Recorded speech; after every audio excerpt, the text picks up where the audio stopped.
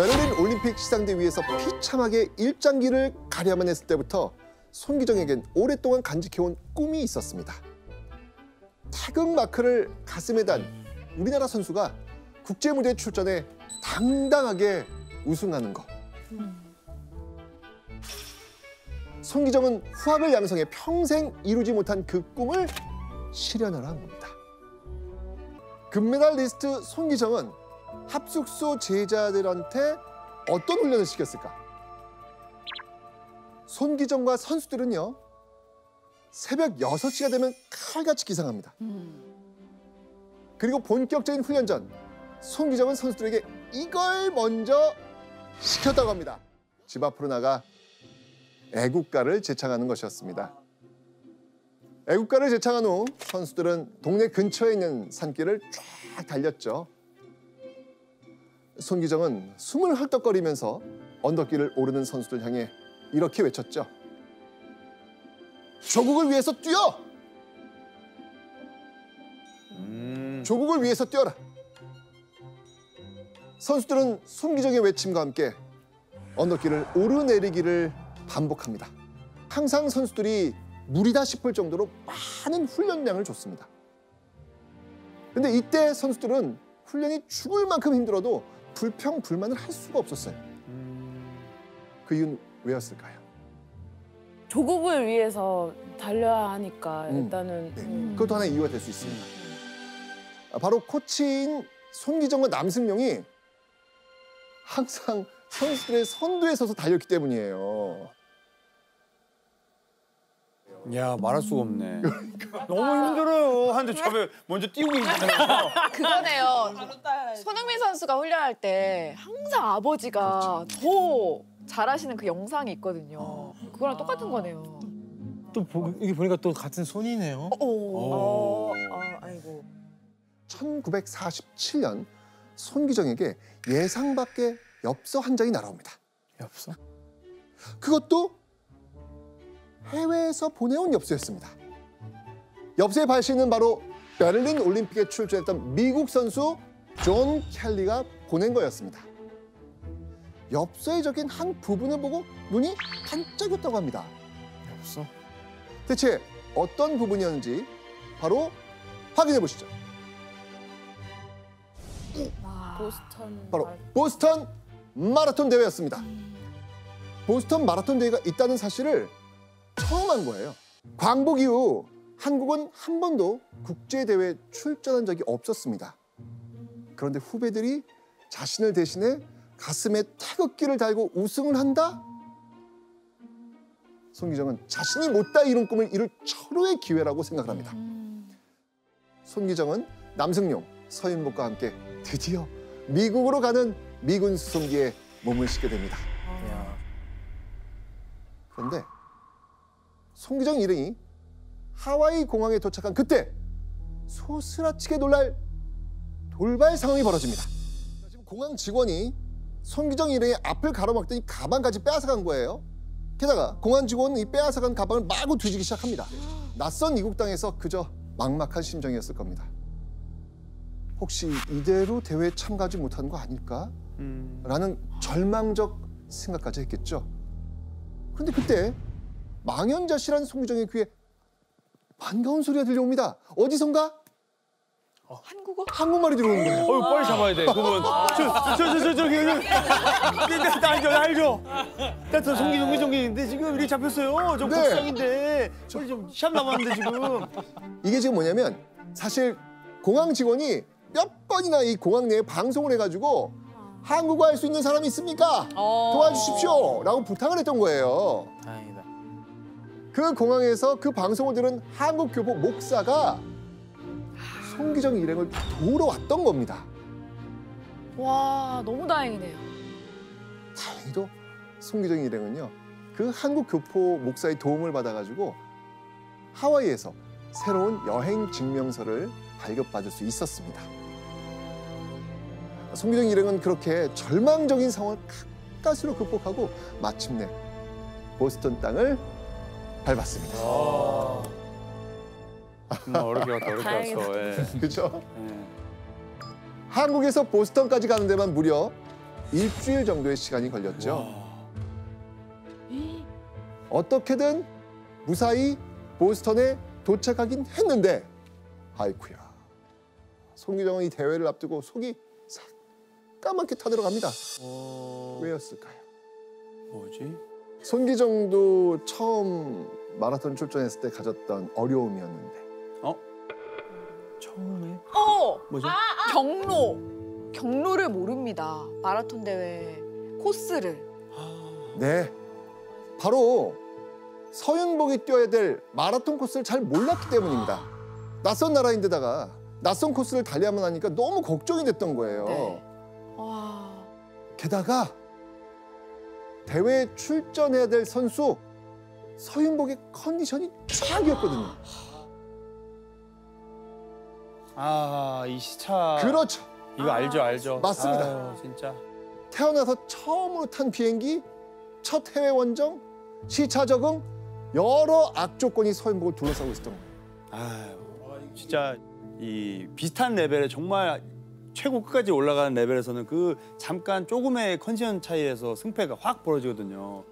근데 미국에 처음 가면 그러니까 이게 당황할 수가 있죠. 이 시차 적응에 대해 누가 얘기해 준 사람이 없으니까 이게 뭐지? 점점 이 피로가 누적되죠. 엎친 데 덮친 격. 그렇죠. 그러던 찰나 두 사람은요.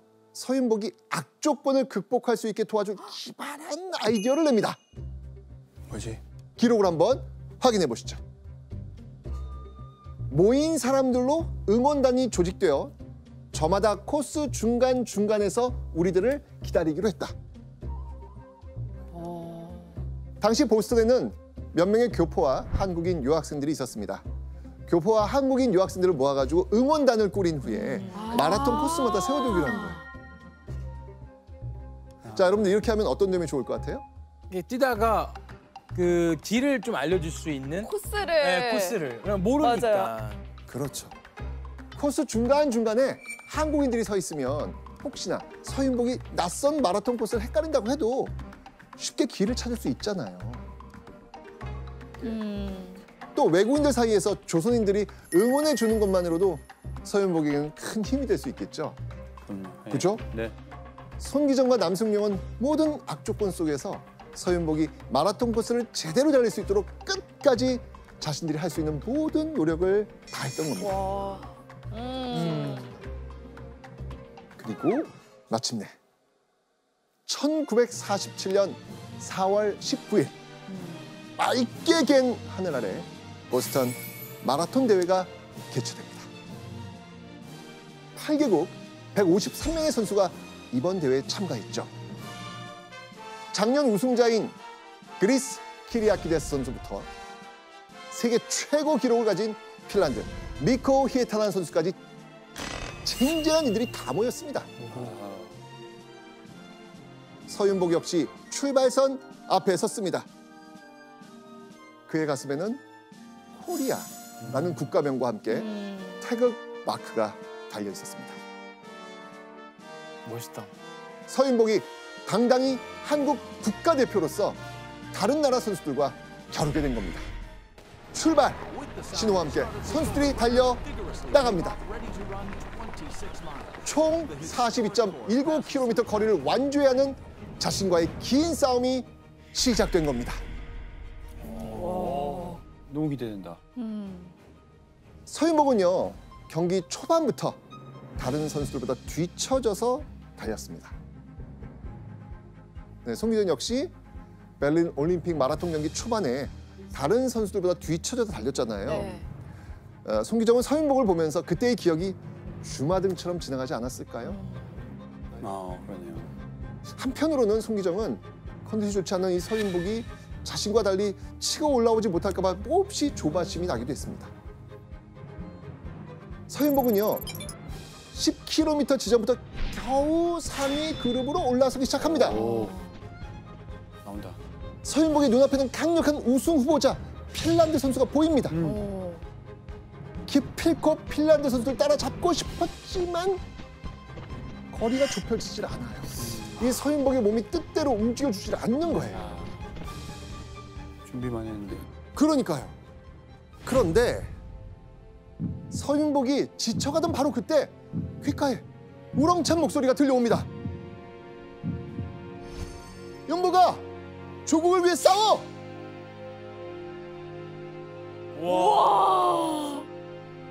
소름 돋아 벌써. 목소리의 주인공 바로 송기정이었습니다. 송기정은 쩌렁쩌렁한 목소리로 온 힘을 다해 서윤복을 응원했습니다. 야. 그리고 송기정이 조국을 외친 그 순간 서윤복은 마치 엔진을 하나 더 단 듯 빠르게 치고 나갑니다. 그리고 마침내 서윤복이 핀란드 선수를 제치고 선두에 올라선 겁니다.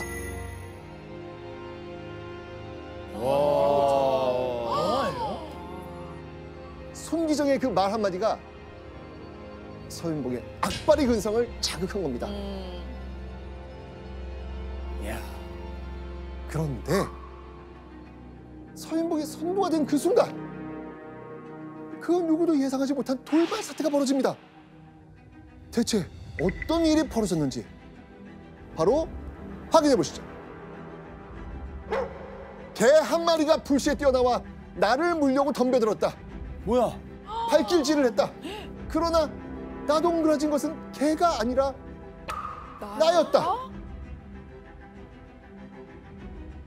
아 이거는 이게 주최 측에서 이걸 좀 통제가 안 된 건가요? 갑자기 경기장에 난입한 개를 쫓아내려고 발길질하다가만 서윤복이 넘어지고 만 거예요. 이러면 이 페이스가 깨지는데. 이 기회를 놓치지 않은 핀란드 선수가 다시 서윤복을 제칩니다. 그 순간 서윤복은 너무나 황망해서 이런 생각을 했다고 하죠. 여기까지 와서 서양 개새끼한테 당한다고 생각하니 어처구니가 없구나. 아 진짜 저런 말 나오지. 아니, 아 정말로. 이게 진짜 어처구니 없구나 진짜. 이거. 그러니까 어떻게 해서 우리가 여기까지 왔는데. 서윤복은 가까스로 자리에서 일어나 다시 뛰기 시작합니다. 하지만 이미 달리던 흐름 깨졌습니다. 깨져요. 자신의 페이스 회복하는 거 이거 어렵습니다. 어려워요. 게다가 핀란드 선수와의 격차는 너무 많이 벌어진 상황. 서윤복이 다시 선두로 올라서는 건 사실상 불가능에 가까워 보였습니다. 너무 안타깝다. 하지만 서윤복은 앞만 바라보며 달리고 또 달렸습니다. 그 악바리 근성으로 질주했습니다. 과연 보스턴 마라톤 대회 결과는 어떻게 됐을까요? 영상이 있습니다. 실제 영상? 네, 우와. 보시죠. A big field of cross-country runners gets away in the annual Boston Marathon. Young Fox of Korea fight it out for the lead. 귀여운 겠네. The Korean caught the sprinting pin and 걔가 forged 왜 ahead, 나와? not only winning by 2/3 of a mile, but clipping a minute over.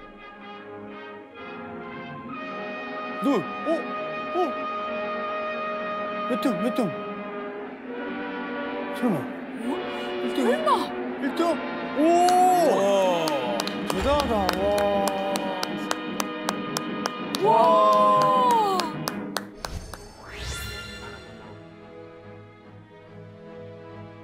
야.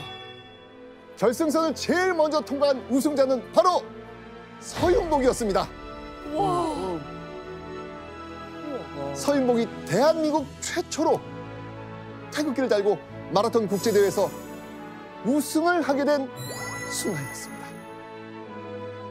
이야. 게다가 서윤복은요 2시간 25분 39초라는 세계 신기록까지 달성했습니다. 소름. 아니 대박. 근데 세계 신기록. 한 번 넘어졌는데 그걸 어떻게 다시 일어나가지고 그러니까 가서 1등을 했다? 서윤복은 대체 어떻게 우승을 할 수 있었을까요? 그게 됐나? 바로 서윤복이 핀란드 선수에게 선두를 빼앗긴 후 32km 지점에서 극악의 난이도를 자랑하는 코스가 시작된 겁니다.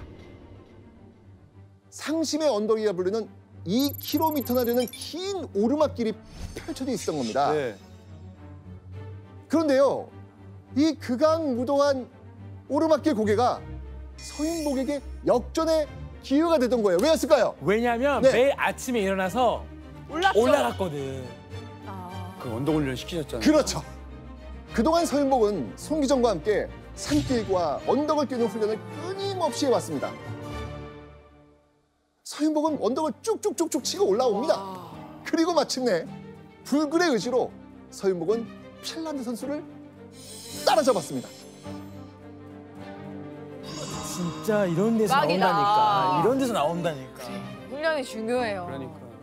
상심의 언덕에서 대역전극을 펼친 후 서윤복은 결승선까지 쭉 1등으로 통과했던 겁니다. 이때 결승선에 들어온 서윤복을 본 손기정. 어떤 심정이었을까요? 본인이 금메달 땄을 때보다 훨씬 기뻤을 것 같아요. 그렇죠. 가슴에 태극기를 달고 뛰고 싶다던 손기정의 꿈이 서윤복이 우승하는 순간 자신이 결승선을 통과하는 것 같은 그 희열을 느끼지 않았을까요?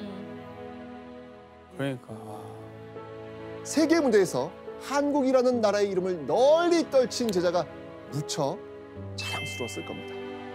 본인의 꿈을 이룬 거나 마찬가지잖아요. 이거 코리아 달고. 그렇죠.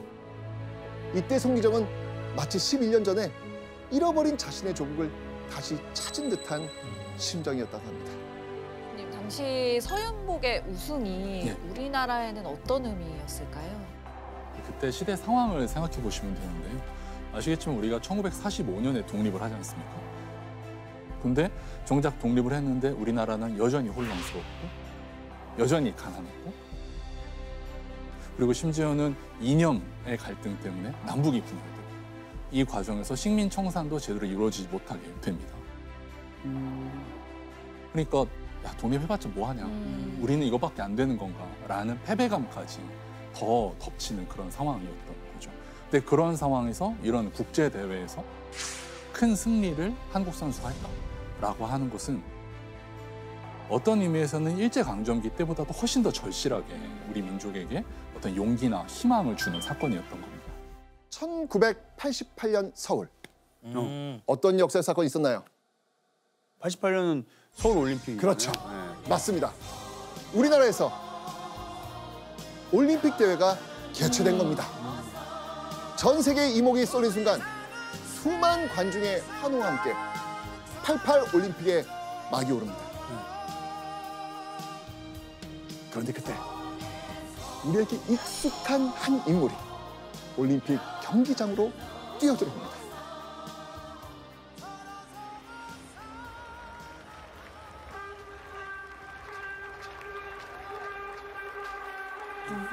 우와. 성화봉송 주자로 등장한 인물은 백발의 노인이 된 손기정이었습니다.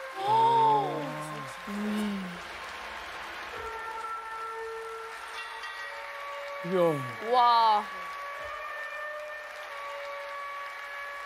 손기정은 성화를 들고 뛰는 그 순간이 너무 벅차올라 어린아이처럼 팔짝팔짝 뛸 수밖에 없었다고 발표합니다. 다른 올림픽에서는 전에는 일본 선수로 뛰었었잖아요. 뭉클하 나는 집에. 여기까지 오는데 대체 얼마나 걸린 걸까요?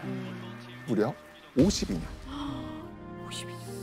한 번이라도 태극마크를 달고 뛰고 싶었던 한 손기정은 76세가 되어서야 풀 수 있게 된 겁니다. 멋있다. 1936년 베를린 올림픽에서 일본 선수로 알려졌던 손기정. 이제야 비로소 자신이 일본인이 아니라 한국 선수라는 사실을 세계 무대에서 제대로 알리게 된 순간이었습니다.